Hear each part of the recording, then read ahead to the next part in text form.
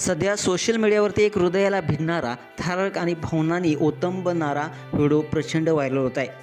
Tigers humble silence Lord Shiva या नावाने ओळखला जाणारा हा व्हिडिओ लाखो लोकांच्या मनाला स्पर्श करून गेलेला आहे.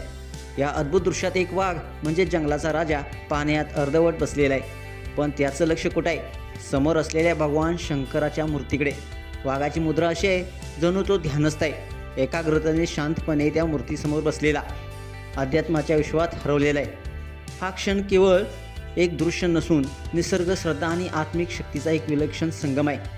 हिंस्रतेचा प्रतीक असलेला हा वाघ अशा शांततेने, नम्रतेने आणि श्रद्धेनं समोर बसणं पाहणं हे खरोखरच आश्चर्यकारक नाही का? काही वेळासाठी वाटतं जणू निसर्गातली प्राणी देखील मानवी भावना ओळखतात, देवाला ओळखतात आणि त्यांच्यात देखील श्रद्धा आणि अध्यात्मासाठी जागा असते. हा व्हिडिओ व्हायरल होताच नेटकऱ्यांनी कमेंट्स करत आपल्या भावना व्यक्त केलेल्या आहेत. एका युजर्सनं विनोदी शैलीमध्ये म्हटलंय, किसने मारा मेरे भाई को, तर दुसऱ्या युजर्सनं म्हटलंय, भाई जंगल वाचवण्यासाठी श्री भगवान महादेवाची प्रार्थना करत आहे. तर काहींनी हे दृश्य शांती आणि अध्यात्माचा झरा असं नम्रपणे म्हटलेलं आहे.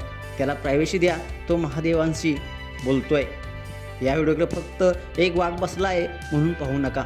यात शांततेचा अर्थ आहे, आत्मशोधाची झलक आहे आणि एक प्रेरणा देखील आहे की किती बलाढ्य असलो तरी नतमस्तक होणं हीच खरी भक्ती आणि हीच खरी शक्ती असते. हा व्हिडिओ केवळ आश्चर्यचकित करत नाही तर आपल्याला अंतर्मुख करतो, विचार करायला लावतो.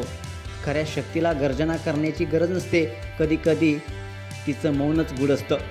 म्हणूनच tigers humble silence in front of Lord Shiva हे फक्त एक दृश्य नाही, हे अध्यात्माचं जिवंत प्रतीक आहे.